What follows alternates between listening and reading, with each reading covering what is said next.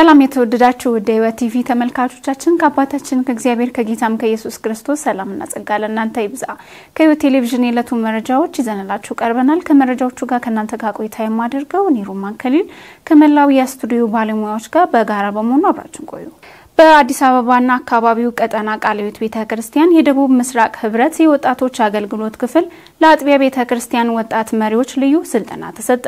ባልደረባችን ጽጌ ረዳለሙ ተጨማሪ በአዲስ አበባና አካባቢው ቀጠና ቃለ ህይወት የደቡብ ምስራቅ ህብረት ወጣት አገልግሎት ዘርፍ ጥቅምት 1 2018 ዓ.ም በአመቱ ሁለተኛውን ጠቅላላ ጉባኤ በህብረቱ ለሚገኙ የ25 አጥቢያ ቤተክርስቲያን ወጣት መሪዎች እንዲሁም የወጣቶች አገልግሎት ስር የሚገኙ አገልግሎት ዘርፎችን የሚመሩ መሪዎችንና በሚቀጥሉት የምርጫ ጊዜያት እጩ ሆነው ለሚቀርቡ መሪዎች በአጠቃላይ 200 ለሚጠጉ መሪዎች ስልጠና በጸጋ ቃልዮት ቤተክርስቲያን ተሰጥቷል። በእለቱ የጸጋ ቃልዮት ቤተክርስቲያን የአምልኮ ቡድን በአምልኮ ያገለገሉ ሲሆን የህብረቱ ምክትል ሰብሳቢ ሶፎንያስ እንደ አዲስ አበባ በህብረቶችና በቀጠናዎች ላይ አስፈላጊውን ተሳትፎ አጥቢያ ቤተክርስቲያን እያደረገ እርስ በርስ በመያያዝ የመንግስቱን ስራ ልናፋጥን ይገባል ብሏል። በመቀጠልም በእለቱ ስልጠናውን የሰጠው መጋቢ አበራ ሲሆን በአስተምሮ ጥራት ቅይጣዊነትን መከላከል በሚል ርዕስ በተለይም አንደኛ ጤናማ አስተምሮ ምን ማለት እንደሆነ የተለያዩ መጽሐፍ ቅዱስ ክፍሎችን በመጥቀስም ጤናማ አስተምሮ ማለት ደህና ተስማሚ ለእግዚአብሔር ክብር የሚመጥድ ሁለተኛ ጤናማ ያልሆነ አስተምሮ ማለት ደግሞ ስሁት ትምህርት በጳውሎስ አገላለጽ ልዩ ትምህርት ወይም ልዩ ወንጌል ስልጠና ተሰጥቷል። በማቴዎስ ምዕራፍ 24 እስከ 27 መሰረት አስተምሮን በክርስቶስ ቃል ላይ ማድረግ የጤናማ አስተምሮ መሰረት ሲሆን ከክርስቶስ ቃል ውጪ አስተምሮን መሰረት ማድረግ ቤትን በአሸዋ ላይ እንደመገንባት ስለሆነ ይህም ቅይጣዊነት ተከትሎ ታላቅ አወዳደቅ የሚያስከትል መሆኑንም ተናግሯል። በመቀጠልም ማንኛውም ተግባራዊ ልምምድ ከአስተምሮ ስለሚቀዳ ጤናማ አስተምሮ ያለው ጤናማ የክርስትና ኑሮ ሊኖረን ይገባል ብለዋል። የጤናማ አስተምሮ መለኪያዎች ደግሞ መጽሐፍ ቅዱስ እንደሆነ አንደኛ ጢሞቴዎስ ምዕራፍ 1 ከ9 እስከ 11 እና ሁለተኛ ጢሞቴዎስ ምዕራፍ 4 3ን በመጥቀስም አስተምሯል። በማጠቃለያቸውም ቅይጥነትን ለመከላከል ለቤተክርስቲያን ወጣት መሪዎች እንዲህ ሲሉ መልእክታቸውን አስተላልፈዋል። መጽሐፍ ቅዱስን ከመደርደሪያችሁ አውርዱ፣ መጽሐፍ ቅዱስን ክፈቱ፣ መጽሐፍ ቅዱስንም አንብቡ፣ መጽሐፍ ቅዱስንም ኑሩ ሲሉ አሳስበዋል።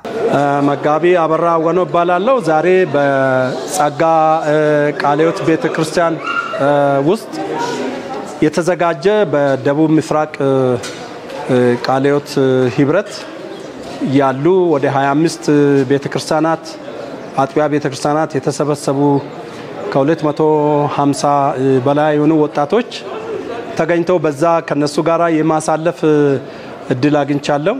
የተጠየቁት ርዕስ ደግሞ የአስተምሮ ቅይጥነትን እና የአኗኗር ቅይጥነትን መከላከል በሚል ሐሳብ ነበር ከነሱ ጋራ ያሳለፍኩት። በጣም ጥሩ ጊዜ ነበረን። በእውነት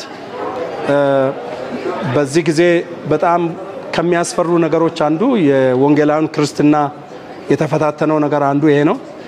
ከወንጌላዊ ክርስትና ኢትዮጵያ ውስጥ ደግሞ ቃልዮት ትልቋ ቤተክርስቲያን ነች። ስለዚህ ብዙ ወጣቶች ያሉባት ቤተክርስቲያን ነችና ስለዚህ የአስተምሮ ቅይጥነት ከዛም የሚመነጭ ደግሞ የአኗኗር ቅይጥነት ስላለ ይሄን ለመከላከል የተደረገ ፕሮግራም ነው እና ወጣት መሪዎቹ ይሄን ፕሮግራም አስበው አዘጋጅተው ለወጣቶቻቸው ይሄም ስልጠና አዘጋጅተዋል።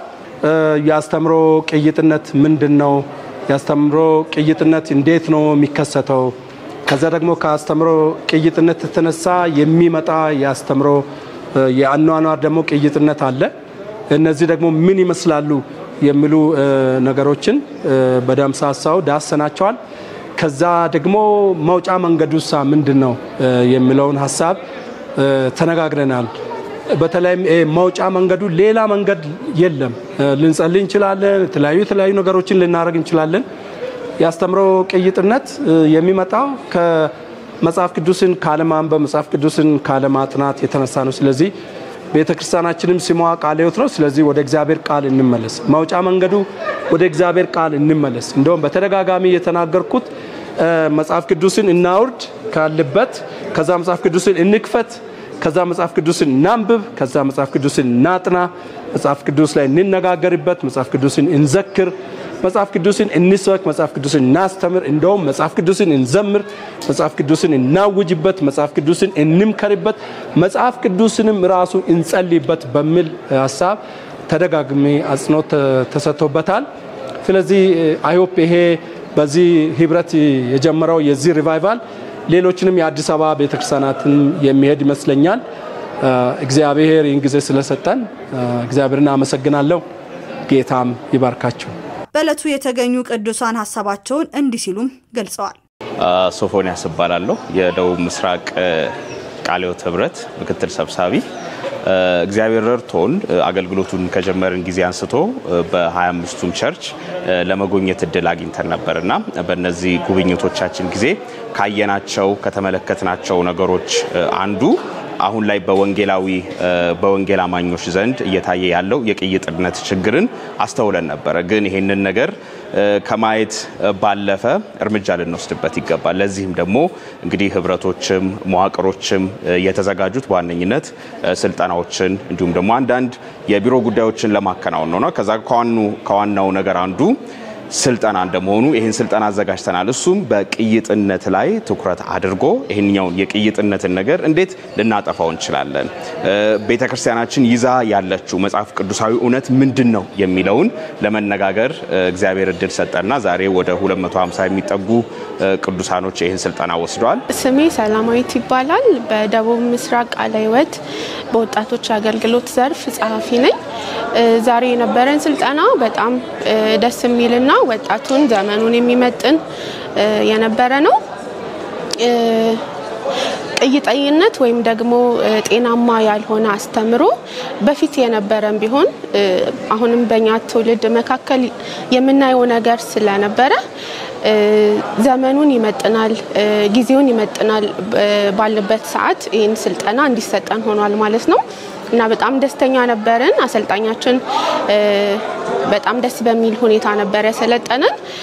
ስለዚህ በጣም ልናመሰግናቸው እንወዳለን። ወጣቱንም ደግሞ በጠራንበት ሰዓት እንደዚህ ያልጠበቅንም ነበረ። በጣም ብዙ ወጣት መጥቷል። እግዚአብሔር ይባርካችሁ እናንተንም። የስልጠናው ማጠቃለያ ደግሞ ወደ መጽሐፍ ቅዱሳችሁ ተመለሱ የሚል በመሆኑ በዚህም በጣም ደስተኛ ነን። እናመሰግናለን። ስሜ ሰለሞን ሙሉ ይባላል። ዛሬ በጸጋ ቃለ ሕይወት ቤተክርስቲያን በደቡብ አጥቢያ ቤተክርስቲያናት ህብረት የወጣቶች ስልጠና ላይ ተገኝቼ ነው። የዛሬው ስልጠና በዋናነት ዋና ዓላማው ቅይጣውነትን ወይ ያስተምረው ቅይጥን እንደገና ያኗኗር ቅይጣውነትን በመገርሰስ ጤናማ የሆነ አስተምሮና ጤናማ የሆነ አኗኗርን እንዴት መኖር እንደሚቻል የሚያብራራና የሚያስተምር ነው። ዛሬ በነበረን በዋናነት ከዚህ ከአስተምራዊ ቅይጥነት ከአኗኗር ቅይጥነት ነፃ መውጣት የምንችልበት ዋና መንገድ አንድና አንድ ነው። እሱም የእግዚአብሔርን ቃል ማንሳት፣ እግዚአብሔርን ቃል ማንበብ፣ እግዚአብሔርን ቃል መወያየት፣ እግዚአብሔርን ቃል ማወጅ፣ እግዚአብሔርን ቃል በህይወት ደግሞ በመተግበር ይሄንን በቅይጥነት የሞላውን ህይወታችንን በእግዚአብሔር ቃል ያሸነፍን ለእግዚአብሔር እንደሚገባ ለመኖርና ለቀጣይ ትውልድ ደግሞ በስፋት የምናስተላልፍበት እንደሆነ ነው ያየሁት። የኢትዮጵያ ወንጌላዊት ቤተክርስቲያን መካነ ኢየሱስ ከሎሚንስ ፈንድና የሺዶ አጋር ድርጅቶች ጋር በመሆን በሲዳማ ክልል የተፋጠነ የትምህርት ፕሮግራምን ማስጀመሪያ መርሃ ግብር ተካሄደ። ባልደረባችን ጽጌ ይርዳለሙ ተጨማሪ አላት። በፕሮግራሙ የተገኙት የክልሉ ምክትል ፕሬዝዳንት አቶ በየነ በራሳ ፕሮጀክቱ በመደበኛው ትምህርት ስርዓት ያመለጡ ተማሪዎች ሁለተኛ እድል የሚያገኙበት መንገድ እንደሆነ አሳስበው ፕሮጀክቱ በትምህርት ዘርፍ የሚደረገውን ስራ በላቀ ሁኔታ እንደሚደግፍም ገልጸዋል። ሉሚነስ ፈንድ በክልሉ የሚሰራ ሰፊ ስራ ለሌሎች አካባቢዎች ተሞክሮ ይሆናል በማለት ለድርጅቱ ምስጋናቸውን አቅርበዋል። ሁሉም አጋር አካላት በፕሮግራሙ ስኬት ላይ መተባበር እንዳለባቸው ማሳስበዋል። የኢትዮጵያ ወንጌላዊት ቤተክርስቲያን መካነ ኢየሱስ ማዕከላዊ ደቡብ ኢትዮጵያ ሲኖዶስ ዋና ዳይሬክተር አቶ ዳዊት ዩኒካ በተለያዩ አካባቢዎች 16 ፕሮጀክት እየሰሩ መሆኑንም አስታውሰው በሲዳማ ክልል ብቻ በትምህርት ዘርፉ 7 ፕሮጀክቶችን እየተከታተሉ መሆኑንም አስታውቀዋል። ከሉሚነስ ፈንድ በኩል የፈንዱ ማናጀር የሆኑት አቶ ሐሰን አህመድ የድርጅቱ ትኩረት ትምህርት በተለይም ደግሞ የተፋጠነ የትምህርት ፕሮግራም ላይ እንደሆነ አስረድተዋል። ፕሮጀክቱ በሀገሪቱ የተለያዩ ክፍሎች ሲሰራ በስፋትና በሰፊ አሰጣጥ የሚከናወኑ የሲዳማ ክልል መሆኑንም አቶ ሐሰን አረጋግጠዋል። በ2018 ዓ.ም ትምህርት ዘመን ፕሮጀክቱ በክልሉ በ37 ወረዳዎች ይተገበራል። በዚህም ስርዓት ላይ 24500 ተማሪዎች ይጠቀማሉ። ለዚህም ግብአት ሉሚነስ ፈንድ ከ73 ሚሊዮን ብር በላይ ድጋፍ አድርጓል። አቶ ሐሰን አህመድ በተጨማሪም የፕሮጀክቱ ዋነኛ ዓላማ ተማሪዎችን በማንበብና የማስላት ክህሎትን ማሻሻል፣ መምህራንን በማሰልጠን የትምህርት ጥራት ማረጋገጥና ለ1400 በላይ የዞንና የወረዳ ትምህርት ኃላፊዎችና ርዕሰ መምህራን ስልጠና መስጠት እንደሆነ አብራርቷል። መረጃውን ከቤተ ክርስቲያኒቱ ማህበራዊ ድረገጽ አገኘ ነው። ወደ ተመልካቾቻችን መረጃዎቻችን እንደቀጠሉ ናቸው። አሁን ደግሞ ከውጪ ወዳገኘናቸው መረጃዎች እናልፋለን። ከመጠን ያለፈ የስማርት ስልክ አጠቃቀም ሰዎችን በማራራቅ የቤተሰብን ህይወት በማወክ ላይ የሚገኝ ወረርሽኝ ሆኗል ሲሉ የዌልስ ልዕልት ኬት ካትሪን ተናገሩ። ልዕልቷ እንዳሉት እነዚህ የመገናኛ ቴክኖሎጂዎች ሰዎችን ያቀራርባሉ ተብሎ ቢታሰብም ነገር ግን ከዚህ በተቃራኒ ማህበራዊ ግንኙነትን ክፉኛ እየጎዳ ይገኛል ብለዋል። ልዕልት ኬት ካትሪን ከሃርቫርድ ዩኒቨርሲቲ የሕክምና ኮሌጅ ፕሮፌሰር ሮበርት ዋልዲንገር ጋር በመሆን ባስነበቡት ጽሑፍ ስማርት ስልኮች ትኩረታችንን በማሳጣት ከቤተሰብ ጋር ልናሳልፋቸው የሚገቡንን ጊዜያት እያባከኑ ነው ብለዋል። ጠንካራ የቤተሰብና የሰው ለሰው ግንኙነት ለአእምሮ ሆነ ለአካል ጤንነት መሰረት መሆኑን ጥናቶች ዋቢ አድርገው ያስረዱት ልዕልቷ የዲጂታል ቴክኖሎጂ ይህንን ለሰው ልጆች መሰረታዊ የሆነውን ጸጋ እያሳጣ መሆኑን የሚገልጹት በአሁኑ ወቅት በማህበራዊ ውስጥ ብዙ ብቸኛ የሆኑ የተገለሉ ሰዎችን ማየት እየተለመደ መምጣቱን ጠቅሰው ይህም ለአእምሮአዊና አካላዊ ጤና መቃወስ ምክንያት ሆኗል ብለዋል። በዚህ በተዋከበ ዓለም ውስጥ ሰዎች በስማርት ስልኮች በኮምፒውተሮች ላይ የሚያሳልፉት ጊዜ በመቀነስ የጋራ የቤተሰብ ጊዜ ማሳለፍ፣ እርስ በርስ መገናኘትና ሀሳብ መለዋወጥ እንዳለ ባቸው አስገንዝበዋል። በአሁኑ ጊዜ ዓለም በቴክኖሎጂ ሽብር ውስጥ ትገኛለች ሲሉም ልዕልቷ ኬት ካትሪን የገለጹ ሲሆን ባለቤታቸው ልዑል ዊሊያም በቅርቡ ከአፕል ቲቪ ሾው ጋር ባደረጉት ቆይታ 3 ልጆቻቸው ስማርት ስልኮች እንዳይጠቀሙ መከልከላቸውንም ተናግረዋል። ዘገባው የቢቢሲ ነው።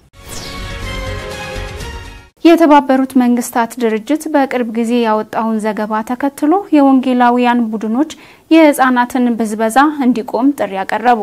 በዩኤን ዘገባ መሰረት 138 ሚሊዮን ህፃናት በህፃናት ጉልበት ብዝበዛ ውስጥ እንደሚገኙ ተገምቷል። ከነዚህም ውስጥ 54 ሚሊዮን በአደገኛ የሥራ ሁኔታዎች ይገኛሉ። የዓለም ኢቫንጀሊካል ህብረትና የሳልቬሽን አርሚ መንግስት የህፃናት ጉልበት ብዝበዛ ለማስቆም አስቸኳይ እርምጃ እንዲወስዱ ለተባበሩት መንግስታት ድርጅት የሰብአዊ መብቶች ምክር ቤት ጥሪ ማቅረባቸው ተገልጿል። ሁለቱ የእምነት ድርጅቶች የተባበሩት መንግስታት ድርጅት ራፖርቶሚያ ያቀረቡት ዘገባ በመደገፍ መግለጫ ሰጥተዋል። በዘገባውም የህፃናት ጉልበት ብዝበዛ፣ ጾታዊ ብዝበዛና በግዳጅ ወደ ግጭቶች መመልመል እንደሚጠቅሱ አብራርተዋል። አቦካታ እንደ አውሮፓውያን አቆጣጠር በጁላይ ወር ለተባበሩት መንግስታት የሰብአዊ መብቶች ምክር ቤት ከሁሉም የከፋ የህፃናት ጉልበት ብዝበዛ ሲልም በሪፖርቱ ላይ አመላክቷል። የእምነት ድርጅቶቹ መንግስታት ህፃናትን ለመጠበቅ የትምህርት ተደራሽነትን ለማረጋገጥና ለብዝበዛ መንስኤ የሆነውን የስርዓት እንዲሁም ድህነትና ተደራራቢ ችግሮችን ለመጋፈጥ በፍጥነት እንዲንቀሳቀሱም